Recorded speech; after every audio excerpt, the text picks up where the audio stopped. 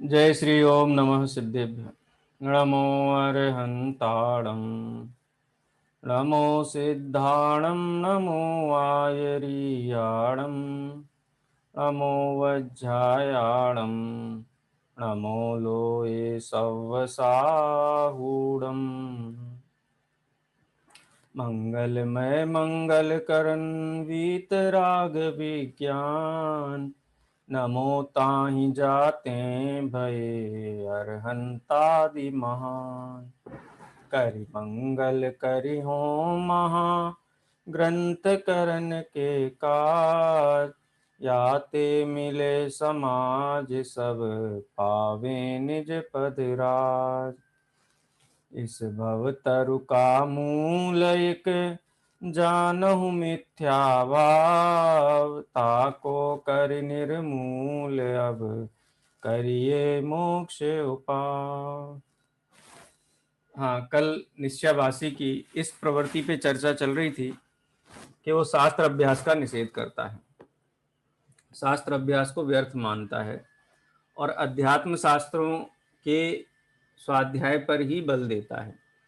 हालांकि उसकी अध्यात्म शास्त्रों को पढ़ने की रुचि दिखती नहीं है।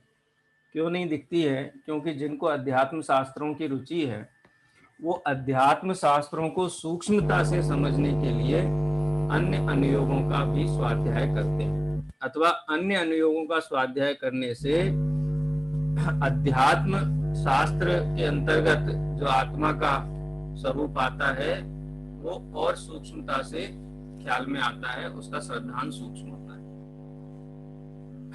तो अध्यात्म शास्त्रों का भी वास्तव में उसे रुचि नहीं है। वो तो खाली कहता है कि अगर वैसे तो पढ़ना ही नहीं चाहिए, और पढ़ना चाहिए तो जो प्रयोजनभूत एक शुद्ध आत्मा है तो उसको उसके बारे में ही पढ़ना चाहिए। जबकि पंडित जी का बहुत स्पष्ट मत है कि 4 अनुयोगों का तो स्वाध्याय होना ही चाहिए, लेकिन साथ में भाषा का भी ज्ञान होना चाहिए और न्याय का भी ज्ञान होना चाहिए, क्योंकि इनका ज्ञान होने से शास्त्र में कही गई बात विशेष ख्याल में आती है और उससे आत्मश्रद्धांत दृढ़ होता है और वो निश्चित रूप से मोक्ष मार्ग में बहुत आवश्यक है, अनिवार्य है। अब यहाँ से हम आज पढ़ना प्रारंभ करते हैं। इसलिए शास्त्र अभ्यास में उपयोग लगाना योग्य है। यहाँ तक अपनी चर्चा हो गई थी कल की कक्षा में, मैंने वीडियो भी रख दिया था उसका।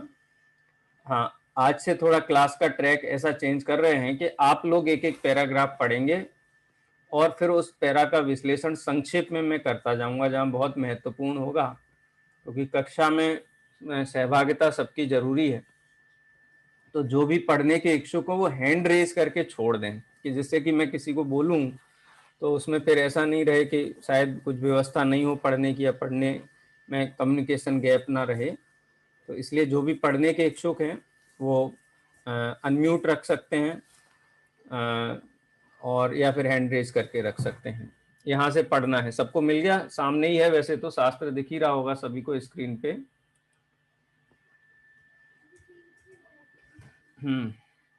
हाँ अलका जी, अब ये शास्त्र अभ्यास का जो निषेध करता था उसका तो पंडित जी साहब ने समाधान कर दिया।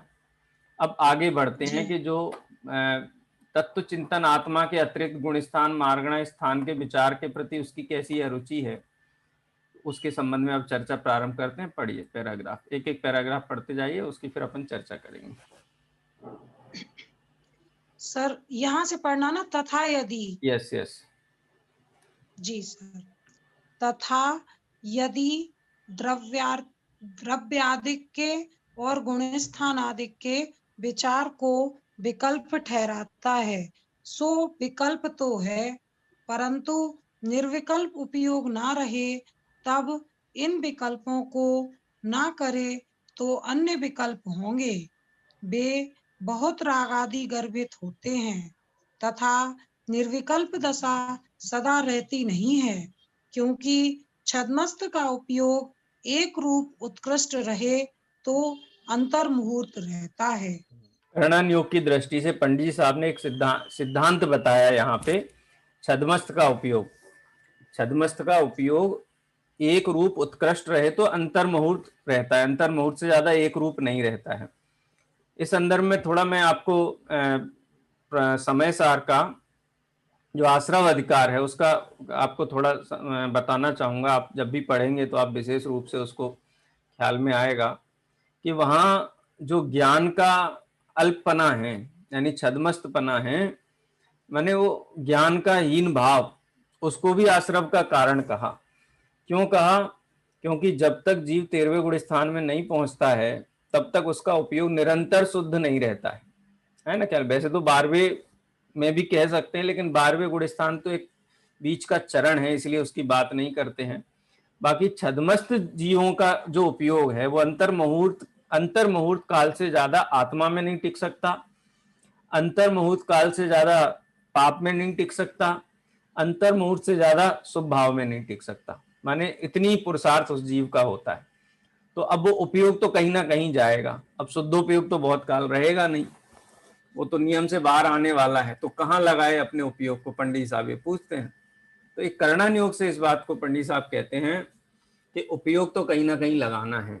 तो बेहतर ये है कि शास्त्र अभ्यास में उपयोग लगाया जाए, क्योंकि वहाँ राग आदि की हीनता होती है, और राग आदि की हीनता होने से शुद्धोपयोग में जाना सुगम होता है, निष्कषाय होना सुगम होता है। पाप में पड़ जाएगा तो निष्कषाय होने के चांस ही नहीं रहेंगे। तो इसलिए निर्विकल्प दशा छद्मस्त अवस्था में सदा नहीं रहती है। इसलिए भी आगम में साधुओं को निरंतर आगम के सेवन का उपदेश दिया गया है, और निश्चयाभासी यदि उसका निषेध करता है तो वो आगम के अनुसार बात नहीं करता है, वो अपनी कल्पना से बात कर रहा है। ठीक है। हाँ, चलिए नेक्स्ट पैराग्राफ। मीना जी, मीना जैन।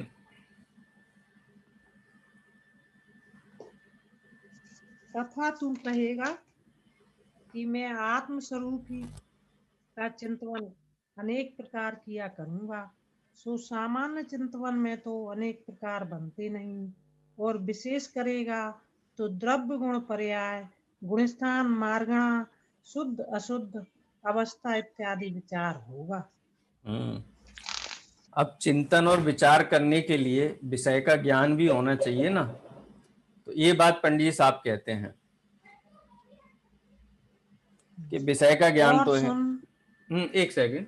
तो अगर विशेष विचार करना है तो स्वाध्याय भी विशेष होना चाहिए, नहीं तो विशेष विचार कैसे होगा? नहीं तो जो अन्यमति वेदांती आदि हैं, जैसे आत्मा को शुद्ध कहते हैं, वैसे ही जैन मत में आत्मा का शुद्धपना ठहरेगा, तो जैनमति नहीं रहेगा, अन्यमत हो जाएगा। हाँ, आगे पढ़िए।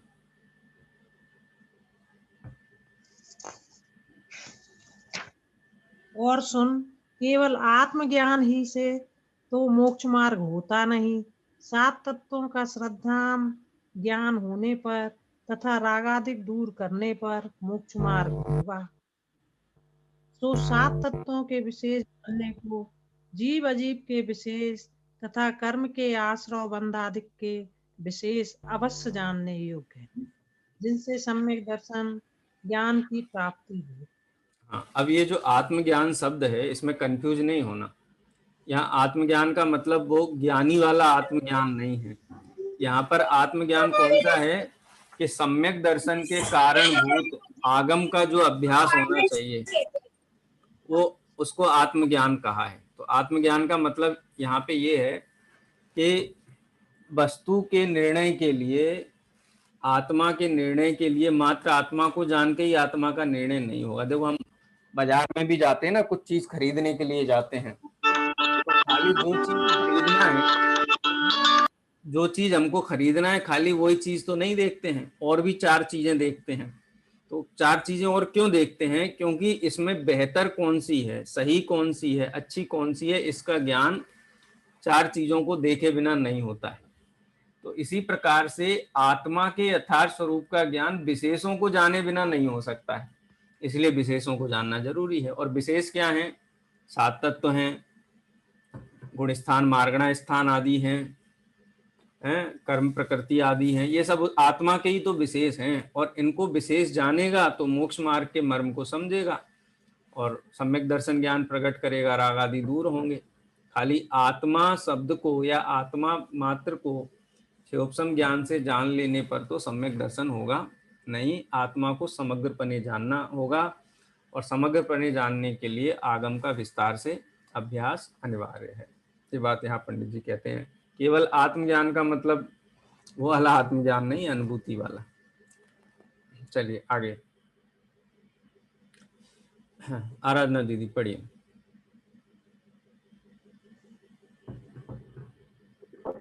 और वहाँ पश्चात रागादिक दूर करना, तो जो रागादिक बढ़ाने के कारण है इन्हें छोड़कर जो रागादिक घटाने के कारण है वहाँ उपयोग को लगाना। जो द्रव्यादिक और मनुष्यादिक के विचार रागादिक घटाने के कारण इनमें कोई रागादिक का निमित्त नहीं, इसलिए सम्यक दृष्टि होने के पश्चात भी यहाँ ही उपयोग लगना। अब ये राग, हाँ पढ़िए पढ़िए। एक्चुअली यहाँ प्रकरण पूरा हो रहा है, तो इसलिए पैराग्राफ का अपन स्पष्टीकरण अकेले ले लेते हैं, फिर वो प्रश्न शुरू हो जाएगा। यहाँ क्या कहते हैं, मोक्ष मार्ग रागादि के घटने का नाम है। सुख किसे कहते हैं? वीतरागता को सुख कहते हैं, यानी बिना राग के घटे जीव सुखी नहीं हो सकता है। एक बहुत बढ़िया परिभाषा भी पंडित जी साहब ने दी, आगे आएगी, कि सम्यक दर्शन की परिभाषा दी, रागादि घटाने का श्रद्धांशो सम्यक दर्शन, रागादि घटाने का ज्ञान सो सम्यक ज्ञान, और रागादि घटे सो सम्यक चारित्र। माने रागादि ही वास्तव में जीव को दुख का कारण है, और ऐसा ही कार्य करना चाहिए जिससे रागादि घटे। रागादि घटाने का श्रद्धानी सम्यक दर्शन। तो ये तो निर्विकल्प उपयोग तो अंतर्मुहूर्त काल से ज्यादा रहेगा नहीं, और यदि शास्त्र आदि का निमित्त का अवलंबन नहीं लेगा तो इसके रागादि घटने की बजाय और तीव्र होंगे, तो मोक्ष मार्ग नहीं रहेगा। और धर्मात्मा कैसे रहेगा जब मोक्ष मार्ग ही नहीं रहेगा? तो इसलिए जो द्रव्यादिक का विचार है, गुणस्थान मार्गणा स्थानादिक का विचार है, इनका विचार करने से रागादि घटते हैं, ये रागादि बढ़ाने के निमित्त नहीं है। और जीव सम्यक दृष्टि भी हो जाए तो भी यहाँ उपयोग लगाने योग्य है, क्योंकि जो छद्मस्त अवस्था है ज्ञानी जीव की भी, वहां पर भी आत्मा में स्थिरता बहुत काल रहती नहीं है, तो कहीं ना कहीं तो उपयोग लगाना ही चाहिए। और वो उपयोग शास्त्र अभ्यास में ही मुख्यपने लगाने के लिए पंडित जी साहब यहाँ पर उपदेश देते हैं। शास्त्र अभ्यास या चिंतवन कहें। अब चिंतवन अनेक प्रकार से होता है, देव पूजा भी एक प्रकार से आगम का अभ्यास ही है, गुरु की उपासना भी गर्भित रूप से आगम का अभ्यास ही है। देव पूजा, गुरु उपासना, स्वाध्याय, क्योंकि जब भगवान के सामने होता है तो जो शास्त्र में भगवान का स्वरूप पड़ा है, उस स्वरूप के द्वारा, उनके द्वारा बताए हुए तत्व आदि का चिंतन उल्लेख करता है, तो यही वास्तव में उनकी पूजा है। तो इसलिए रागादिक घटाने का श्रद्धांश हो सम्यक दर्शन, रागादि घटाने का ज्ञान सो सम्यक ज्ञान, और रागादि का घटना सो सम्यक चारित्र। इस प्रकार रागादि की हीनता ही मुख्य रूप से मोक्ष मार्गी के लिए उपाधि होती है, और उसके लिए ही पुरुषार्थ होता है। आगे पढ़िए। प्रश्न अब यहाँ पर निश्चयवासी की ओर से पंडित साहब प्रस्तुत करते हैं। पढ़िए। कौन? रुचि जी पढ़िए प्रश्न। जी सर।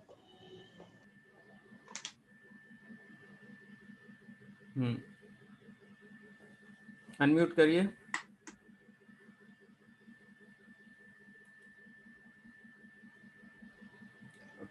हाँ, आवाज आ रही है सर? हाँ आ रही है, पढ़िए। फिर वह कहता है कि राग आदि मिटाने के कारण हो, उनमें तो उपयोग लगाना। एक यहीं से, हाँ यही है, करेक्ट एकदम। तो उपयोग लगाना पर त्रिलोकवर्ती जीवों की गति आदि का विचार करना, कर्म के बंध, उदय, सत्तादि के बहुत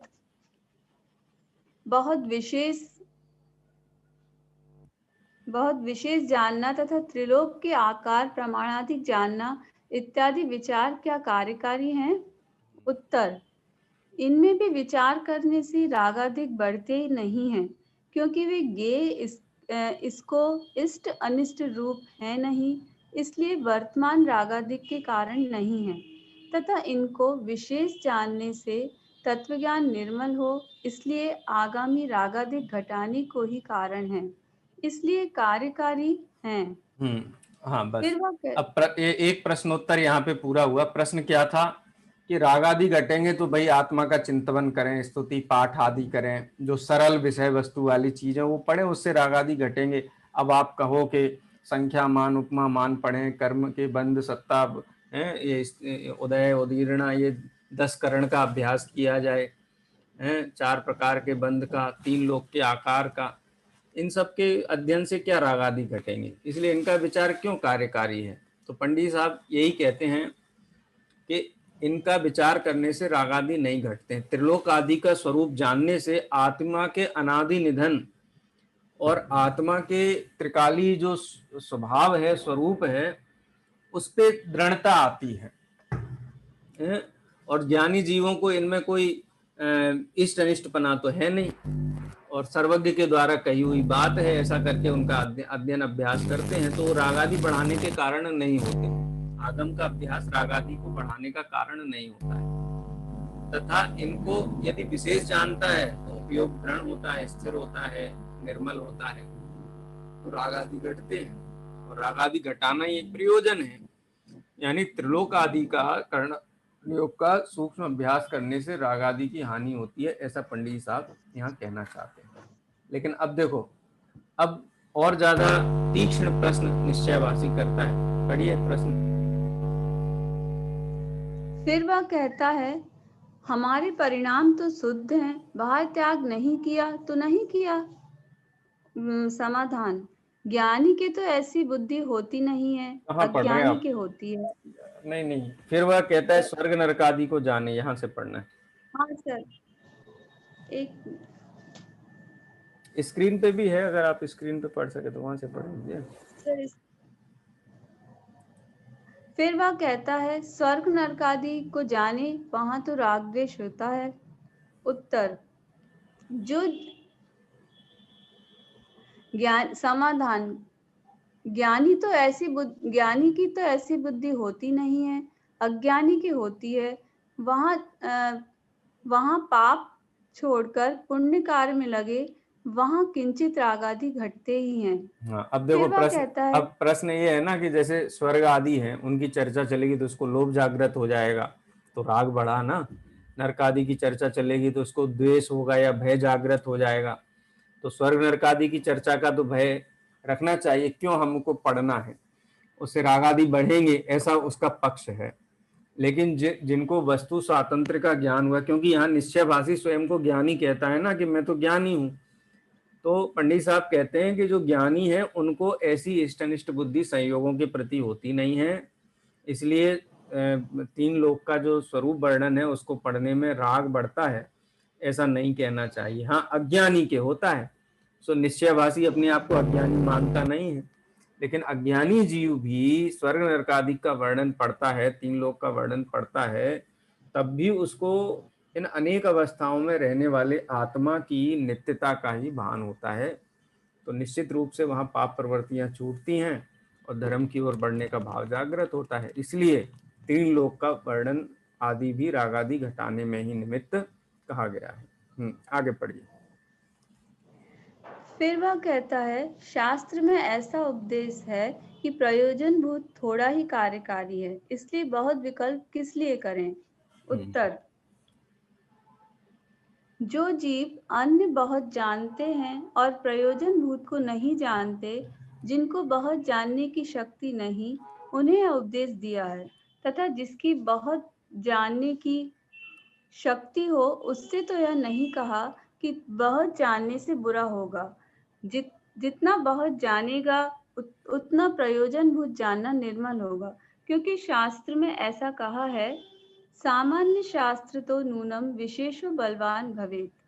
इसका अर्थ यह है, सामान्य शास्त्र से विशेष बलवान है, विशेष से ही अच्छी तरह निर्णय होता है, इसलिए विशेष जानना योग्य है। अब शास्त्र में कई जगह ऐसा है ना कि जीव जुदा पुद्गल जुदा, यही तत्व का सार, बाकी जो कुछ भी कहा याही का विस्तार। तो विस्तार में क्यों पढ़े, संक्षेप में पढ़ लो। तो पंडित साहब कहते हैं ये उपदेश उनके लिए है जो विशेष जानने का बहुत जिनको अभिप्राय है और जो प्रयोजन भूत है उसको गौण कर देते हैं, उनके लिए ऐसा उपदेश है।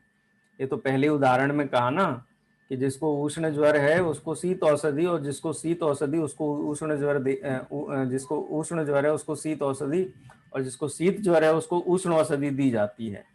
ये क्रम है।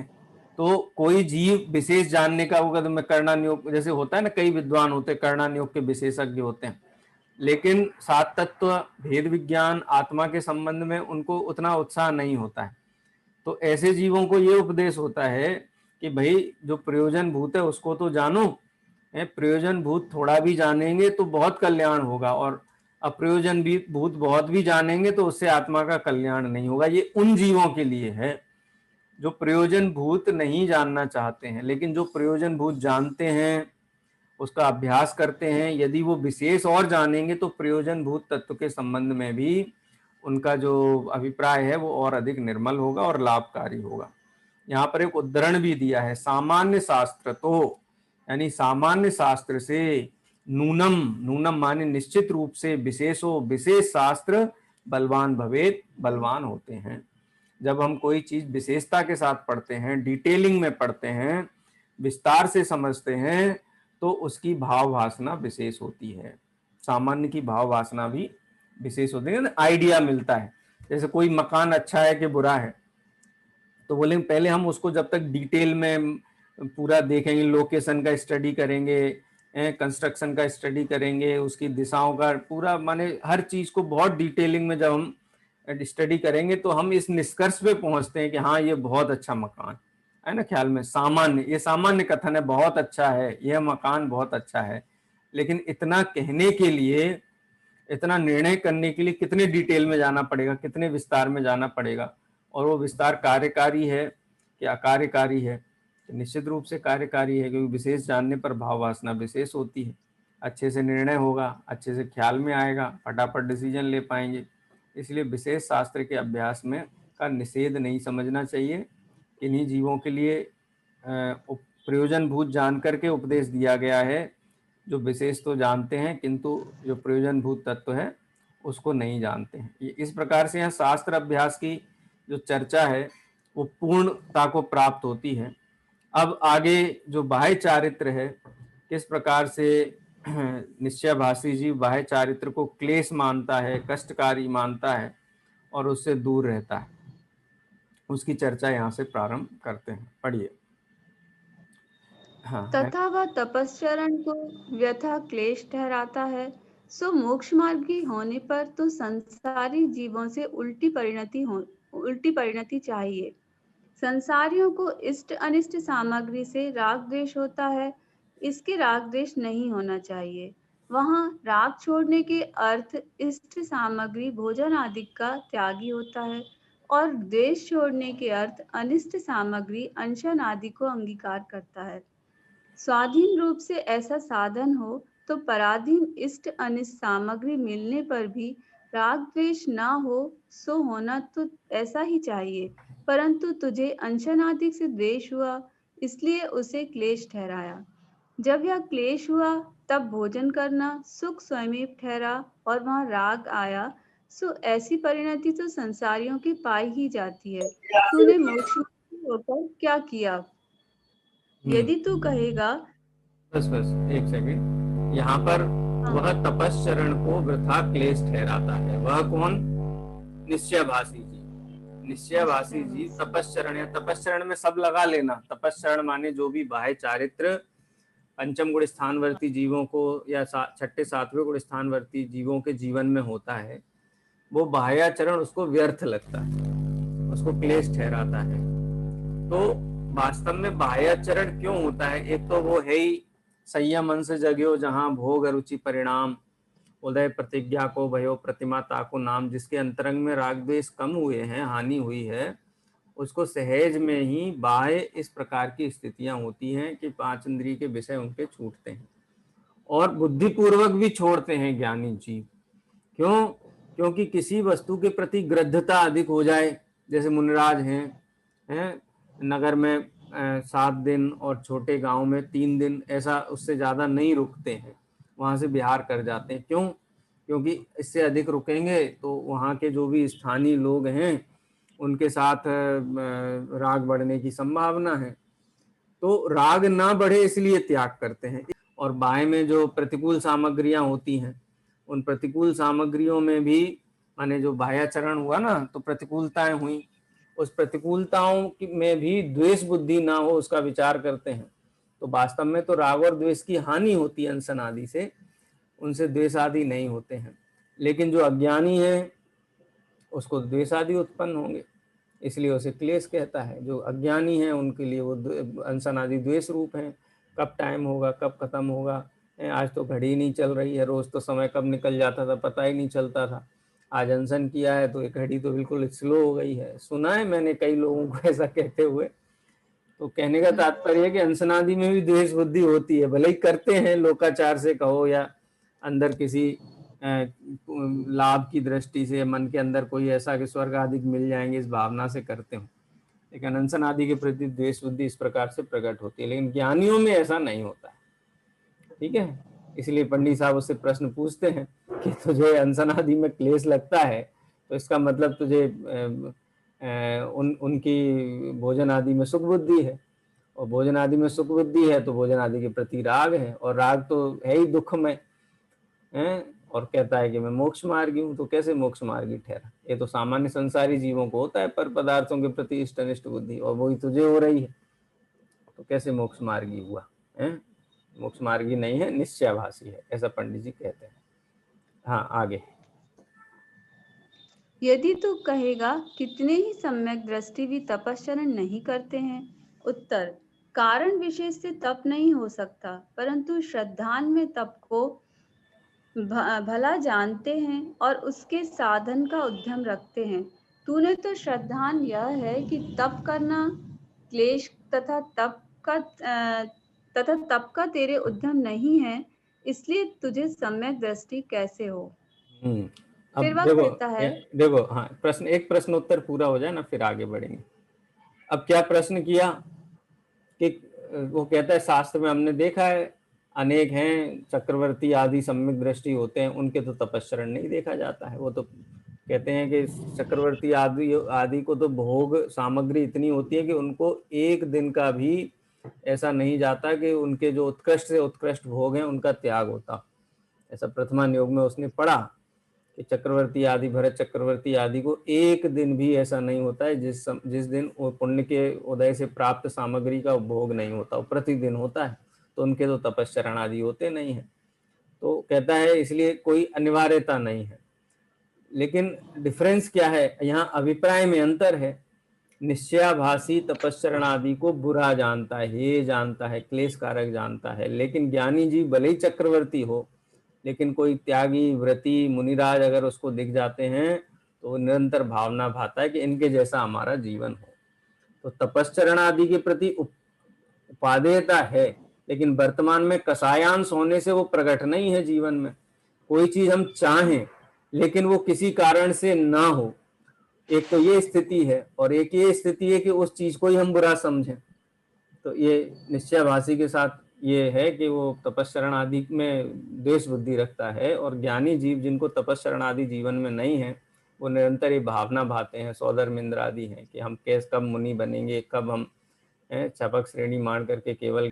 पूरी चर्चा अभिप्राय की है, ये विशेष ध्यान देना है अपने को। पूरी चर्चा अभिप्राय की है।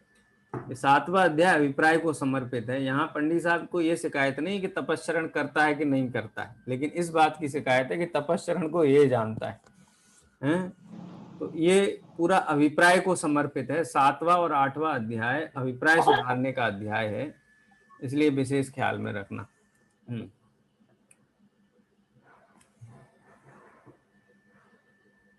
फिर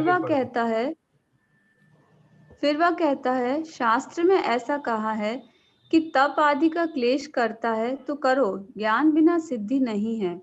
उत्तर, तो जीव तत्व ज्ञान से तो परांगमुख है, तप ही से मोक्ष मानते हैं, उनको ऐसा उपदेश दिया है। तत्व ज्ञान के बिना केवल तप ही से मोक्ष मार्ग नहीं होता, तथा तत्व ज्ञान होने पर रागादिक मिटाने के अर्थ तप करने का तो निषेध है नहीं। यदि निषेध हो तो गंधर्वाधिक तप किस लिए करें? इसलिए अपनी शक्ति अनुसार तप करना योग्य है। हाँ तथा अब वह व्रताधिक हाँ पढ़िए, ये पूरा कर लीजिए। तथा वह व्रताधिक को बंधन मानता है। सो स्वच्छंद वृत्ति तो अज्ञान अवस्था में ही थी, ज्ञान प्राप्त करने पर तो परिणति को रोकता ही है, तथा उस परिणति को रोकने के अर्थ बाह्य हिंसा आदि का कारणों का त्यागी अवश्य होना चाहिए। हाँ अब कई जगह ऐसा है कि जो बाह्य क्रिया कांड में ही डूबे हुए जीव हैं, जिनको आत्मा की सुध बुध नहीं है, क्या है, तत्व ज्ञान नहीं है, मोक्ष मार्ग का वास्तविक जो निश्चय स्वरूप है वो ख्याल में नहीं, लेकिन वो तपस्चरण में प्रवृत्त है। ऐसा हम सुनते भी हैं, तपोनिधि और तप सम्राट, ऐसे बहुत सारे हम नाम सुनते रहते हैं, लेकिन मोक्ष मार्ग में उनको जो सम्यक दर्शन ज्ञान चारित्र के कारणभूत जो शुद्ध तत्व ज्ञान है उससे अपरिचित है, उसके प्रति अरुचि है। तो शास्त्र में ऐसे जीवों को तप की निंदा करके ज्ञान की सिद्धि की गई है, यानी तप को वहां पर हीन ठहराया गया है और ज्ञान को श्रेष्ठ ठहराया गया है? जैसे छेड़ाला में ही हम पढ़ते हैं ना, मुनिव्रत धार अनंत बार ग्रीव्यक उपजायो, पे निज आत्म ज्ञान बिना सुख लेस न पायो। ये मूल वो है गाथाएं हैं, उनका समझ लो दौलत राम जी ने हिंदी अनुवाद वहां प्रस्तुत किया हुआ है। तो जैसा जीव होगा वैसा उसको उपदेश दिया जाएगा। तो इसका मतलब ये नहीं है कि तपादि व्यर्थ हैं, वहां ये है कि जो जिनको ज्ञान हुआ है उनको तपस्चरण आदि के प्रति उत्साह होता है। तपस्चरण आदि छोड़ने का उपदेश नहीं है, अपितु ज्ञान सहित जो तपस्चरण आदि हैं उनकी जो प्रवृत्ति ज्ञानी जीवों को होती है उसका पोषण किया गया है। ठीक है, क्योंकि तत्व ज्ञान होने पर की प्रवृत्ति को कम करना है, बुद्धिपूर्वक ही कम होगी, अपने आप तो हो नहीं जाएगा।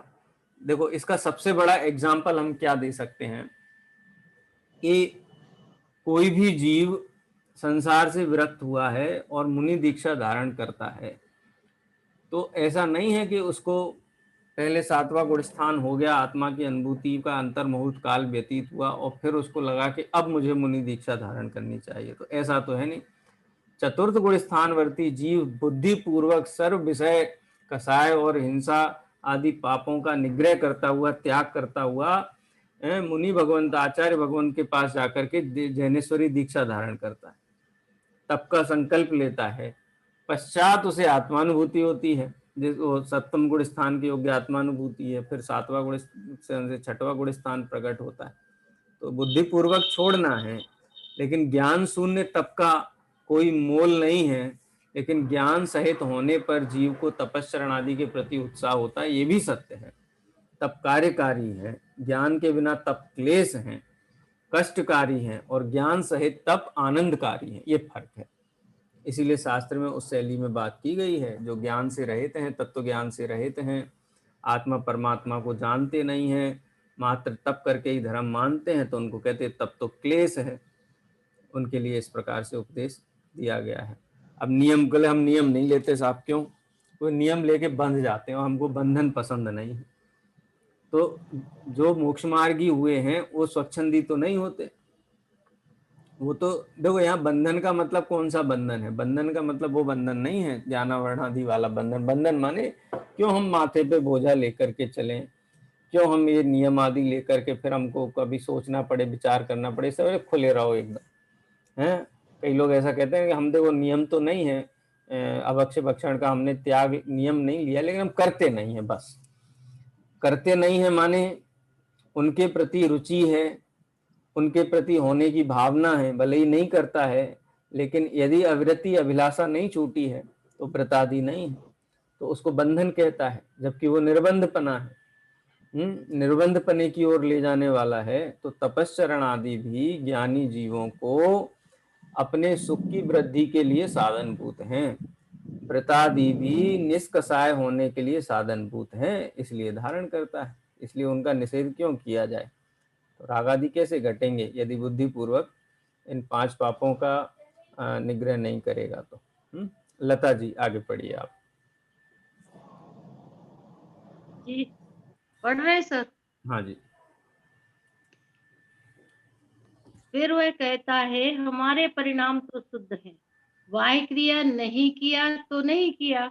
उत्तर, यदि यह हिंसादि कार्य तेरे परिणाम बिना स्वयमेव होते हों तो हम ऐसा माने, और यदि तू अपने परिणाम से कार्य करता है तो वहां तेरे परिणाम शुद्ध कैसे रहे। विषय सेवन आदि क्रिया अथवा प्रमाद रूप गमन आदि क्रिया परिणाम बिना कैसे हो। वह क्रिया तो स्वयं उद्यमी होकर तू करता है, और वहां हिंसादिक होते हैं, उन्हें गिनता नहीं है।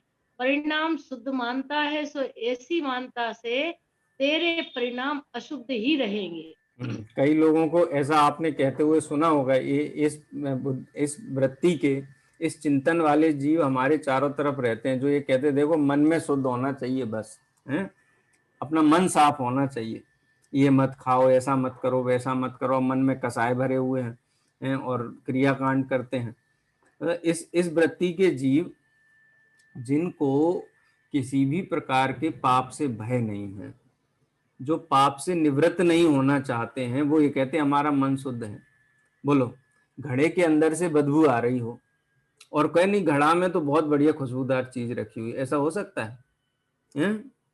नहीं नहीं तो इस जीवन में 5 पापों का सेवन है, 7 व्यसन दिखाई देते हैं, अयत्नाचार प्रवृत्ति दिखाई देती है, कहता हमारा मन शुद्ध है, हम अपना मन से चलते हैं, खाली हम मन में हमारे किसी के प्रति नहीं है, क्रोध आ रहा है, मान आ रहा है, कसाएं आ रही हैं और कहता है मन शुद्ध। तो ये तो विपरीत कथन हुआ।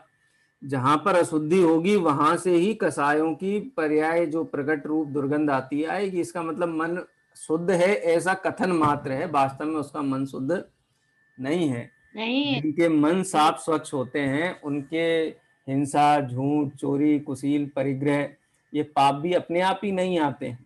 जहाँ अपशिष्ट पदार्थ होंगे वहीं पे आएगा। ऐसे ही जिसके परिणाम मिथ्या दर्शन, मिथ्या ज्ञान, मिथ्या चारित्र से अपशिष्ट होंगे उसके कसाय आदि होंगे, अनंतानुबंधी आदि होंगे। कई लोग कहते हैं देखो हम तो बहुत संतोषी जीव हैं, एकदम शुद्ध, हमारे किसी को कोई राग द्वेष नहीं, किसी के प्रति भी राग द्वेष नहीं। अरे भाई, संसार में बिल्कुल राग द्वेष से रहित जीव तो या तो 11वें गुण स्थानवर्ती हैं, 12वें गुण स्थानवर्ती, 13वें और 14वें गुण और सिद्ध भगवान। इनके अलावा तो राग द्वेष से रहित कौन है? अब कहता रहे कि मैं राग द्वेष मुझे किसी से नहीं।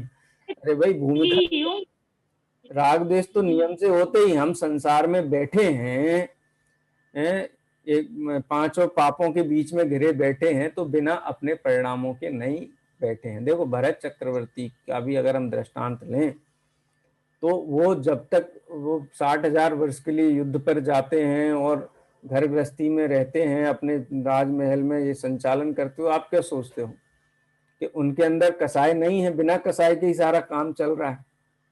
अनंतानुबंधी भले ही ना हो, कसाय का संस्कार बहुत लंबा भले ही ना हो, लेकिन तात्कालिक तो अप्रत्याख्यानावरण कसाय का तीव्र उदय दिखाई देता है ना, ज्ञानियों की अपेक्षा से भी लें तो। अज्ञानियों की कसाय का क्या ठिकाना है?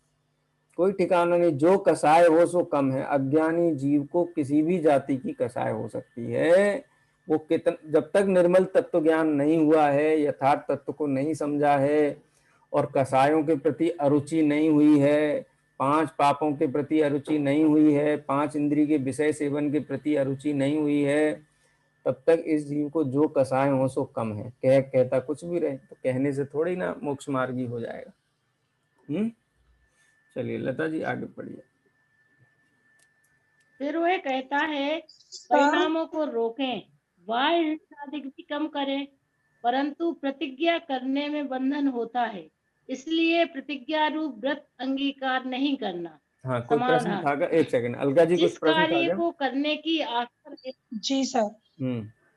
सर ये पूछ रहे थे इसमें, जैसे ये तो कहते हुए भी कई लोग सुने जाते कि अरे ये 16 कर रहा है और ये बहुत कर रहा है, मतलब अपन लोग जैसे दूसरों को कहे और इनके परिणाम इतने कलुषित हो रहा है, अब छिल गए तो अब उतने भाव खराब हो रहा है, तो इससे अच्छा तो यही है कि ये नहीं करें। तो ऐसी कंडीशन में क्या करना?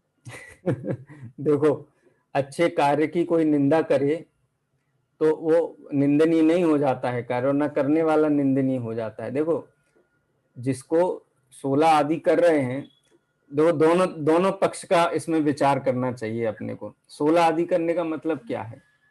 16 करने का कोई मतलब ये है कि कपड़े किसी शुद्ध जीव की पहन हिंसा के करना। अयत्नाचार नहीं। प्रवृत्ति है। 16 का मतलब है शुद्ध सात्विक अहिंसक तरीके से जो लौकिक प्रवृत्तियां हैं उनको आचरना, ये है 16 का मतलब। 16 का मतलब है हिंसा ना हो। अब कोई जिसको जी अरुचि है यत्नाचार प्रवृत्ति से, तो वो लांछन लगाएगा। अच्छा, ऐसा कहने वाला जीव कि तुम बहुत कसाई हो, वो खुद जीव की मन में क्या है? मुनराज तो नहीं कसाई कहते है। किसी को कसाई हो तुम बहुत, वो तो भव्य कहते हैं सबको, हैं भव्य जीव जी कहते हैं सबको। और जो दूसरों का इनके मन में तो बहुत मैल भरा हुआ है, क्रियाकांड करते हैं, तो क्रियाकांड छोड़ दें। क्रियाकांड करते हैं माने यत्नाचार प्रवृत्ति, क्रियाकांड और क्या है? किसी जीव की जी हिंसा ना हो, प्रमाद ना हो, हम अपनी आराधना में दृढ़ रहें, अटल रहें। अब कोई उसकी निंदा करे तो करता रहे, उसकी निंदा करने से वो कोई कार्य, अच्छे कार्य निंदनीय नहीं हो जाते हैं। दुर्जन यदि अच्छे, देखो दुर्जन तो अच्छे कार्य की निंदा करेंगे। जी जी गवर्नमेंट कोई नियम बना देगी कि भाई आज के बाद हम पूरा पुलिस लगा देंगे सब जगह, तटों के ऊपर कोई भी स्मगलिंग नहीं करेगा, तो स्मगलर को तो बुरा लगेगा ही, तो निंदा भी करेगा। कैसी गवर्नमेंट आई है, इसको तो वोट ही नहीं देना चाहिए। भाई पेट भरें कि नहीं भरें, कुछ खाएं कि नहीं खाएं, व्यापार कैसे करें, उसके लिए तो व्यापार पूज्य है। तो अच्छे कार्य कोई निंदा करे तो उससे निंदनीय नहीं होते हैं, अच्छे कार्य होते हैं। ठीक है, अब दूसरे पक्ष की बात करते हैं कि जो मात्र क्रियाकांड के स्तर तक ही सीमित है, कसाई की मंदता भी साथ में होनी चाहिए, और जी इस प्रकार की प्रवृत्ति होनी चाहिए कि लोग उस प्रवृत्ति का अनुकरण करें। ये बहुत बड़ी एक शिकायत है, और पता नहीं मुझे कहना चाहिए लेकिन कह देता हूँ, कक्षा है तो, जी कि जैसे जी मंदिर जी में नवयुवक आते हैं या जब भी नए दर्शनार्थी आते हैं, वो कहते हैं हमको भी अभिषेक पूजा करनी है, तो जो दैनंदिन रूप से करने वाले हैं इस कार्य को, उनके चेहरे के हाव भाव मैंने बिगड़ते हुए देखे हैं। अरे ऐसा नहीं, इधर खड़े हो, ऐसा नहीं, इधर खड़े हो, क्या कर दिया तुमने, तुमको इतनी खबर नहीं पड़ती है। अरे भाई, अगर सामने जी वाला कोई गलती कर रहा है तो निश्चित रूप से उसको परिचय नहीं है उस चीज का, तो उसको तो और उत्साह, देखो जो नहीं जुड़ा हुआ है उसको तो और उत्साह से और ज्यादा लगाव से प्रेरित करना चाहिए, जिससे कि आज ये मंदिर आया है और आज भगवान के सन्निकट हुआ है, अभिषेक पूजा के लिए खड़ा हुआ है, तो इसको इतना हम कंफर्ट जोन दें कि उसको ये लगे कि दुनिया का सबसे अच्छी जगह मंदिर है और सबसे भले लोग ये साधर्मी लोग हैं। लेकिन वो ऐसा इंप्रेशन ले गया, उसको डर लगता है फिर मंदिर में जाने में कि जाएं कि नहीं जाएं, कोई कुछ कहेगा तो नहीं, अभिषेक करें कि नहीं करें, सब टोकेंगे तो नहीं। तो ये 16 आदि में भी ये प्रवृत्ति होनी चाहिए कि अन्य को भी प्रेरित करें कि देखो जीवन ऐसा होना चाहिए, अपन नहीं करेंगे तो कितने जीवों की हिंसा होगी।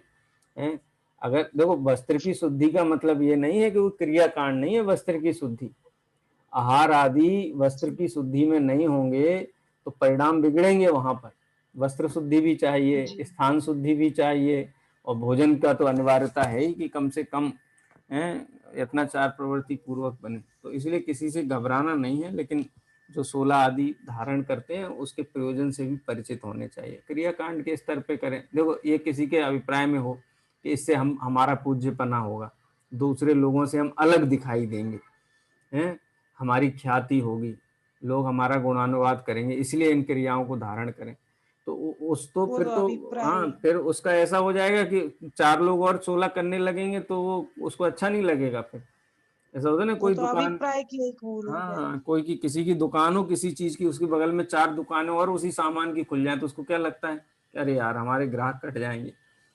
तो जिसको ख्याति लाभ पूजा का अभिप्राय है वो अन्य का निग्रह करेगा, और जिसको वास्तव में ही वो प्रयोजन भूत लगता है और अहिंसक वृत्ति लगती है, वो अन्य को भी उसमें उत्साह पूर्वक प्रवृत्ति कराएगा। ऐसा अभिप्राय सहज अभिप्राय होता है। ज्ञानी किसी का निरादर नहीं करते हैं, ज्ञानी संबोधन करते हैं, मोक्ष मार्ग में प्रवृत्त कराते हैं, किसी को अपमानित नहीं करते हैं। तो ये दोनों ही तरीके से अभिप्राय की शुद्धि का हमें विशेष विचार होना चाहिए। और आगम के अभ्यास से यही तो निष्कर्ष हमें ख्याल में आते हैं कि जो विरोध दिखाई देता है, ये विरोध कैसे उपशांत हो, तो ये जी हमें इसमें विशेष ध्यान रखना चाहिए। चलिए आगे पढ़ते हैं। समाधान, जिस कार्य को करने की आशा रहे उसकी प्रतिज्ञा नहीं लेते, और आशा रहे उससे राग रहता है। उस राग भाव से बिना कार्य किए भी अविरति से कर्मबंध होता रहता है। इसलिए प्रतिज्ञा अवश्य करने योग्य है, तथा कार्य करने का बंधन हुए बिना परिणाम कैसे रुकेंगे। प्रयोजन पड़ने पर तद्रूप परिणाम होंगे, तथा बिना प्रयोजन पड़े उसकी आशा रहती है, इसलिए प्रतिज्ञा करना योग्य है। फिर वह कहता है, न एक प्रश्न, जाने अरे कैसा भाई उद्देश्य आए। प्रश्नोत्तर हो जाए उसके बाद, एक प्रश्नोत्तर हुआ ना, इसकी चर्चा, फिर उसके बाद अगला प्रश्नोत्तर। प्रश्न यहाँ क्या है, ये भी हम लौकिक वृत्ति में देखते हैं कि हम करेंगे कुछ नहीं, लेकिन हम नियम नहीं लेंगे, हम प्रतिज्ञा नहीं लेंगे। प्रतिज्ञा को बंधन मानता है, प्रतिज्ञा को दुख का कारण मानता है। देखो, बुरा कार्य की छूट रखने में किस जीव का भला हो सकता है? भाई बुरा कार्य तो बुरा है ना, उसके लिए तो दृढ़ से दृढ़ प्रतिज्ञा होनी चाहिए, कठिन से कठिन स्थिति बना लेनी चाहिए कि ये कार्य कभी भी विपरीत जीवन में हो ही नहीं, ऐसी प्रतिज्ञा। इसीलिए नियम प्रतिज्ञा आदि गुरु की साक्षी में ली जाती हैं, विशेष अभ्यासी जीवों के साक्षी में ली जाती। प्रतिज्ञाएं एकांत में नहीं होती हैं, प्रतिज्ञाएं गुरु की साक्षी में होती हैं। किसी भी भूमिका में हो, सामान्य अभ्यासी जीव है, वो भी जो त्यागी व्रती हैं उनके समक्ष प्रतिज्ञाएं धारण करते हैं। गुरु उसको प्रेरित करते हैं कि कल को इसका मन बदले, परिणाम शिथिल हों, तो वो गुरु का स्मरण रखे कि गुरु से भी नजर मिलानी है जाकर के। अन्य लोग तो बुरा कार्य तो भाई त्याग किसका किया जाता है? अच्छे काम का तो कोई त्याग करता नहीं, हिंसा का ही त्याग करना है ना। तो प्रतिज्ञा लेके करे तो अच्छा है ना। हिंसा नहीं होगी, कहीं अवसर भी बनेगा तो कम से कम कोई टोकने वाला तो होगा, हमको संबोधन देने वाला तो होगा, तो हम बुरे कार्य से बचेंगे। और बुरे कार्य से बचेंगे तो किसका भला होगा? स्वयं का ही भला होगा ना। हाँ, तो आशा भी ना रहे, ऐसा नियम प्रतिज्ञा लें। कई लोगों से हो जाता है ना, शत्रुता हो जाती, हम उस गली में पैर भी नहीं रखेंगे। क्यों भाई, गली में तो पैर रखना? बोले नहीं, इसलिए नहीं रखेंगे क्योंकि हमको उसका बिल्कुल ऐसे ही, हम ऐसा कोई भी रास्ता नहीं छोड़ेंगे कि 5 पाप 7 व्यसन ये प्रवृत्तियां हमारे जीवन में प्रवेश कर सकें। इसलिए प्रतिज्ञा हितकारी है। हाँ, महाव्रत आदि की प्रतिज्ञा जो है, वो प्रतिज्ञा विचार करके भी लेने योग्य। ऐसा नहीं है कि हाँ अब हम ले लेते हैं, भले ही वो दिन में 4 बार प्रतिज्ञाएं भंग हो, ऐसा भी नहीं। परिणामों का विचार करके, पाप को बुरा जान करके प्रतिज्ञाएं अवश्य धारण करनी चाहिए। प्रतिज्ञा को बंधन रूप नहीं मानना चाहिए। ठीक है, चलिए आगे।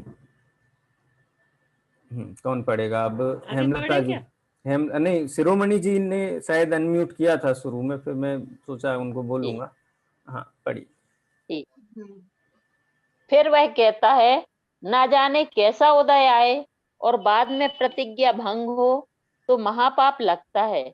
इसलिए प्रारब्ध अनुसार कार्य बने सो बनो, प्रतिज्ञा का विकल्प नहीं करना। समाधान, प्रतिज्ञा ग्रहण करते हुए जिसका निर्वाह होता ना जाने, वह प्रतिज्ञा तो ना करे। प्रतिज्ञा लेते ही यह अभिप्राय रहे कि प्रयोजन पड़ने पर छोड़ दूंगा, तो वह प्रतिज्ञा क्या कार्यकारी हुई? प्रतिज्ञा ग्रहण करते हुए तो यह परिणाम है कि मरणांत होने पर भी नहीं छोड़ूंगा, तो ऐसी प्रतिज्ञा करना युक्त ही है। बिना प्रतिज्ञा किए अविरत संबंधी बंध नहीं मिटता, तथा आगामी उदय के भय से प्रतिज्ञा ना ली जाए तो उदय को विचारने से सर्व ही कर्तव्य का नाश होता है। जैसे अपने को पचता जाने उतना भोजन करे। कदाचित किसी को भोजन से अजीर्ण हुआ हो और उस भय से भोजन करना छोड़ दे तो मरण ही होगा। उसी प्रकार अपने से निर्वाह होता जाने उतनी प्रतिज्ञा करे। कदाचित किसी की प्रतिज्ञा से भ्रष्टपना हुआ हो और उस भय से प्रतिज्ञा करना छोड़ दे तो असंयम ही होगा। इसलिए जो बन सके वह प्रतिज्ञा लेना योग्य है। तथा प्रारब्ध अनुसार तो कार्य बनता ही है। तू उद्यमी होकर भोजनादि किस लिए करता है? यदि वहां उद्यम करता है तो त्याग करने का भी उद्यम करना योग्य ही है। जब प्रतिमावत तेरी दशा हो जाएगी तब हम प्रारब्ध ही मानेंगे, तेरा कर्तव्य नहीं मानेंगे।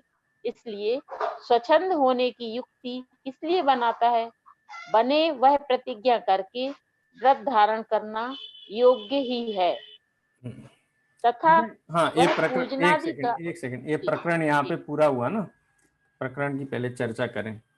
तो प्रतिज्ञा, एक उदाहरण दिया पंडित साहब ने यहाँ पे कि भोजन करने से किसी को अजीर्ण होता हो, पचता ना हो, रोग हो जाता हो, तकलीफ होती हो, पेट दुखता हो, तो क्या करना चाहिए? आजीवन भोजन का त्याग कर देना चाहिए। तो भी भोजन तो करता ही है ना।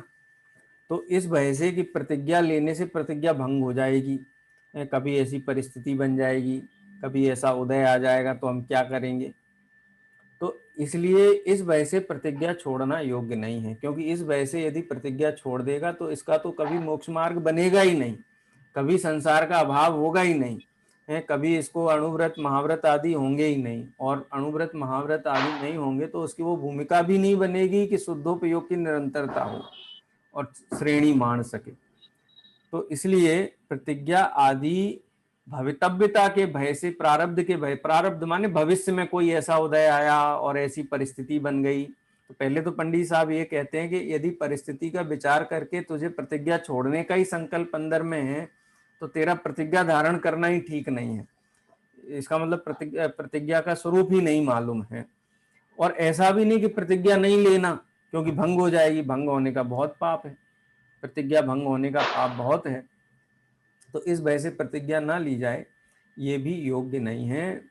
अब प्रतिज्ञा में तो ये विचार करता है कि होनी होगी तब हो जाएगी।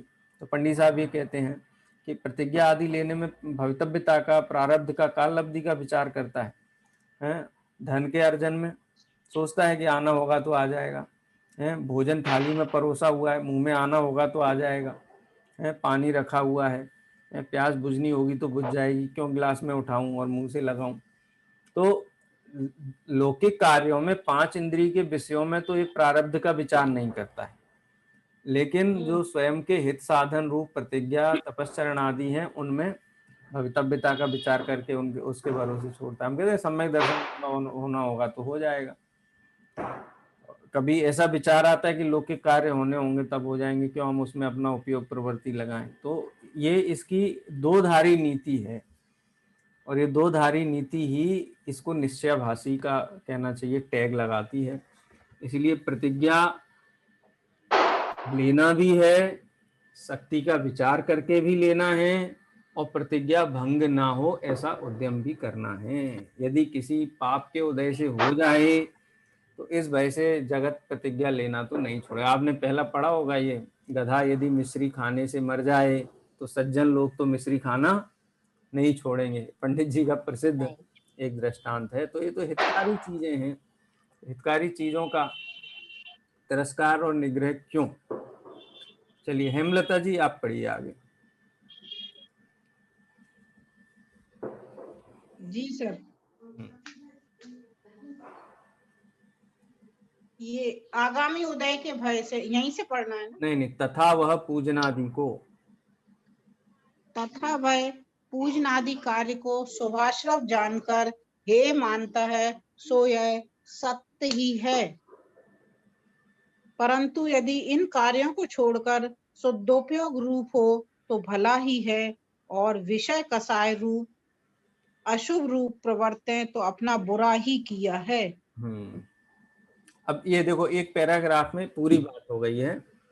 यहाँ कहता है कि पूजन आदि कार्य शुभाश्रव है, सुबंध का कारण है, चाहे सोने की बेड़ी हो चाहे लोहे की बेड़ी हो, तो बांधने वाली है, तो हम तो इस बंधन में नहीं पड़ेंगे, इसलिए पूजन आदि कार्य ही नहीं करेंगे। तो पूजन आदि कार्य को शुभाश्रव जान करके हे मानता है। तो पंडित जी कहते हैं सो सत्य ही है, पूजनादि कार्य हैं, शुभाश्रव रूप है, उनको हे मानना है, हे तो मानना है, मानने की वो नहीं है, लेकिन पूजनादि कार्य छोड़ना वो तो जब छूटने योग्य होंगे तब छूटेंगे, परंतु यदि इन कार्यों को छोड़कर शुद्धोपयोग रूप हो तो भला ही है। हाँ बिल्कुल, पूजनादि कार्य ये हैं, छोड़ करके क्या करोगे, क्या करेंगे, अपने दुकान धंधे में लगेंगे। तो बोले नहीं, पूजनादि कार्य उपादेय हैं। फिर तो ये कब हैं, यदि पूजनादि कार्य छोड़ करके शुद्धोपयोग रूप हो तो पूजनादि कार्य ये हैं, पूजनादि कार्य को ये मान करके छोड़ने योग्य हैं। और विषय कसाय रूप अशुभ विषय कसाय रूप अशुभ रूप प्रवर्ते तो अपना ही बुरा किया है। तो इसलिए कब छोड़ना है और कब नहीं छोड़ना है इसका विवेक भी होना चाहिए। चलिए आगे पढ़िए हेमलता जी। स्वोपयोग से स्वर्गाधिक हो अथवा भली वासना से या भले निमित्त से कर्म के स्थिति अनुभाग घट जाए तो सम्यक आदि की भी प्राप्ति हो जाए, और अशुभ योग से नरक निगोद आदि हो अथवा बुरी वासना से या बुरे निमित्त से कर्म के स्थिति अनुभाग बढ़ जाए तो सम्यक आदि महादुर्लभ हो जाए, तथा शुभोपयोग होने से कसाय मंद होती है और अशुभ उपयोग होने से तीव्र होती है। सो मंद कसाय का कार्य छोड़कर तीव्र कसाय का कार्य करना तो ऐसा है जैसे कड़वी वस्तु ना खाना और विष खाना।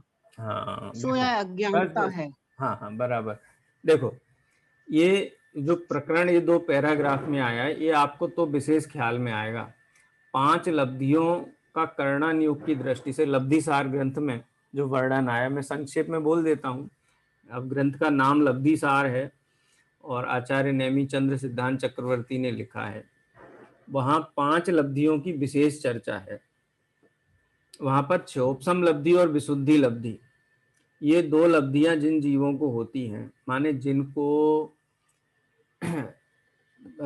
अपने आत्महित की रुचि जागृत हुई है, आत्महित की रुचि रूप शुभ भाव हुआ है, जिनको शास्त्र अभ्यास रूप शुभ भाव हुआ है, उस शुभ भाव के बल से जो दर्शन मोहनी उत्कृष्ट स्थिति 70 कोड़ा कोड़ी सागर वाला भी हो तो उसकी स्थिति अंतः कोड़ा कोड़ी रह जाती है। ये बात मैं इसलिए कह रहा हूँ कि आप कभी 5 लब्धियों का करणानियोग की दृष्टि से अध्ययन करेंगे तो आपको ये बात विशेष ख्याल में आएगी। और ये जो 2 पैराग्राफ में पंडित जी साहब ने बात कही है, करणानियोग के समर्थन से कही है।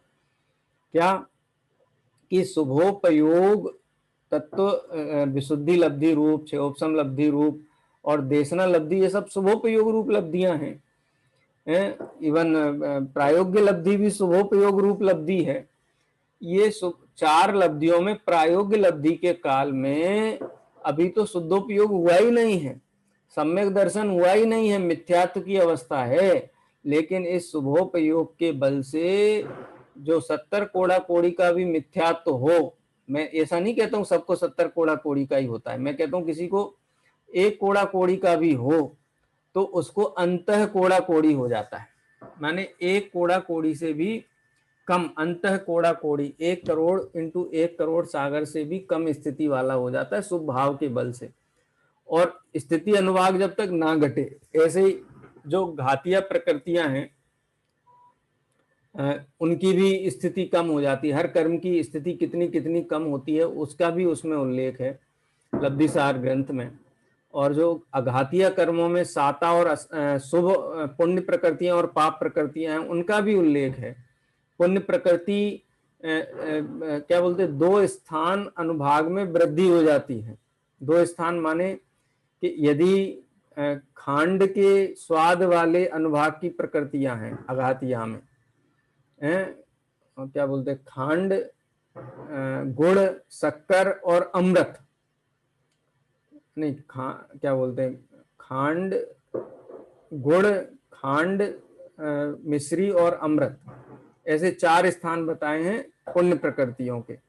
ऐसे ही पाप प्रकृतियों के स्थान होते हैं निम्ब माने नींबू की जैसी स्वाद वाली प्रकृतियां, कांजी माने क्या बोलते हैं कांजी तो टाटरी, टाटरी के स्वाद वाली प्रकृति दृष्टांत हैं। और विष और हलाहल, ऐसे 4 स्थान पाप प्रकृतियां। किसकी आवाज आ रही है? म्यूट करिए।